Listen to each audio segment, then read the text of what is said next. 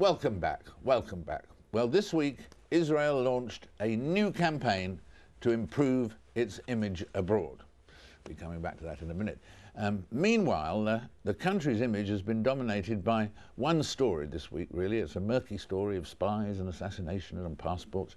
But what does seem clear about this is that someone, and fingers have been pointed, of course, at Israel's security service, Mossad, someone stole the identities and faked the British passports of at least 6 members of the Israeli diaspora who had returned to Israel at some point, only to wake up this week to find that they were accused of an assassination in Dubai. Is this any way to treat your returning citizens, we ask? Well, now, I'm joined now by Israel's cabinet minister for the diaspora, which will be coming to a minute, Yuli Edelstein. Welcome, welcome, Yuli. Thank you. Looking just at the thing, that you're responsible for the diaspora and persuading people that they would be happier living in Israel and all of that. You must actually be furious about this event, because these 6 people from Britain anyway have gone to live in Israel, and what do they find? Their identities have all been nicked by somebody, and that must make you furious. I mean, you ought to investigate that, didn't you? It's very unfortunate, actually. I have to say that whoever that somebody might be, it's definitely a certain damage to these people. First of all, in modern world, I don't presume that if it turns out that their identities were stolen by this or that security service or secret service of a country, that they will be held responsible for that. I hope sincerely that the results will at some stage become known, and these specific people, once it's absolutely clear to everyone that they are in any way not involved to any, as you just put it, spies or assassinations, they will be able to travel freely all around the world, including to this country where I presume they still have relatives and friends. Yes, in fact, Gordon Brown, who seemed pretty furious about this, is organising an investigation into how it could have happened. Presumably the Israeli government would be happy to cooperate. Well, there are wonderful relations between the governments. I will whisper into your ear that, to the best of my knowledge, there are also all kinds of relations between the secret services of different countries, including between Britain and Israel. And I think that they will together find the answers to all these questions. I guess we weren't going to all these speculations, who is behind and whatever is happening and who coordinated those efforts, but I'm pretty sure that as a matter of weeks or months, we'll all know the truth. And are you confident that when the truth is known, that Mossad will not be mentioned, will not be accused of being involved in this? You know, it's sometimes what we say about negotiations in the Middle East. There are some partners for negotiations that want to know all the final answers and final results before even starting talking. I don't have the first idea. I'll be very frank with you. I think that after the investigations that the British Prime Minister announced, and after, I guess, everyone checks his or her surroundings, we'll find out the truth.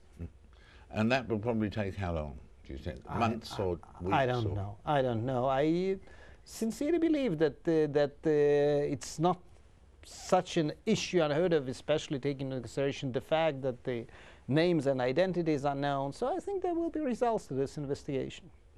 Well, we shall look for that, certainly. And as you say, other nations too. Dublin have got some people involved, and France has got one person involved too, so they'll all be getting involved. Tell me about, in your campaign for Israel's image abroad, and it's got some things in there proving that Israelis don't ride on camels and all those things, and don't just eat hummus and falafel, is that the right pronunciation? Falafel is the right word. By the way, it's tasty. It's nothing bad about it. Yes, but anyway, they wanted to give a more sophisticated image because you're big in IT and all of those things. But one or two people have said, commented, and starting with Israelis, really.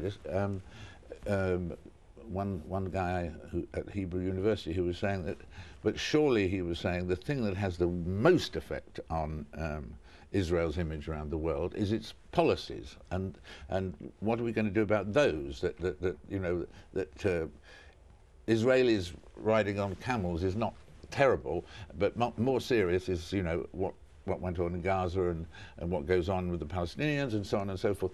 So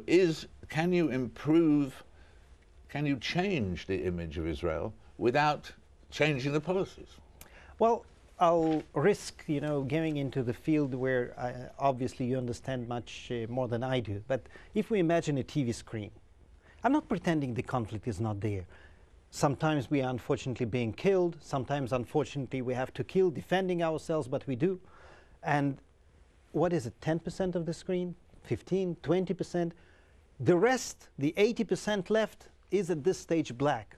Israel, as we say, riding on camels, because people don't have the first idea about the flourishing economy, science, medical research. They use their computers each time, speaking of boycott Israeli goods. No one in this country will be able to use a laptop without using Israeli goods, with all the respect to all these boycotters. So what we are trying to do with this campaign is to run a positive campaign, saying, when an Israeli travels abroad and they say, oh, so you're in charge of the public diplomacy, so now you, like a Bolshevik, will start giving orders to citizens what to say abroad, I always very frankly say, I don't have orders. Talk about yourself, about your children, about your life, about taking your wife to a concert, because unfortunately people all around the world have this idea that 24/7 we are fighting. So with all due respect to policies and the conflict, it's there. But the fact is, 99.9% of our life, we are not, we as ordinary citizens, I'm not talking about the government. The government has to bring decisions, and believe you me, we are trying to bring decisions, and I already mentioned the negotiations and all these things. But in terms of ordinary life, why should people have this distorted picture of Israel? And at this background, it's so easy to shout, boycott and this and that and apartheid, all the things we've never heard about in Israel. And we had an article here. This would be more to the referring to what went on in Dubai. But Eitan Haber said, talking of the events of the past week, we have awakened all the demons. If you've awakened all the demons, that wouldn't be good for the image of Israel, would it? No, the demons are never good for anyone's image, but that's exactly what I'm saying. Unfortunately, this is a very good example, and it's not good that a thing like that is all over the papers. Yesterday on the plane here, I looked through all the papers. It's like front page news. The sad part of it is that when 1, 2, 3, 4, 5 scientists in Israel in the last 5 years are getting Nobel Prize for research that is important for you and the cameraman here and myself and everyone, it's not front page, it's not even 10th page. When something is like that unfortunate thing in Dubai, whoever is behind it is happening, it's all the time Israel. Because Israel, once again, it's like a kind of a natural, I don't want to say natural victim, but a natural object for these articles, because Israel is all about conflict and spies and sophisticated Mossad agents. It's not about Nobel Prize winners in chemistry. Thank you very much indeed. Thank you very much indeed for being here and come rocketing in from the airport and from Israel. We appreciate it. Thank you very much indeed. And remember, folks at home, that Israelis do not ride camels. There's a bit of positive. Only for fun. Only for fun, right. What does it feel like, though, to have your life story played out on film? I was asked that last year, but this year, the man is Matt Damon. He's the actor, and he is playing Francois Pienaar. And Francois Pienaar, that great, great rugby figure, will be here after this break.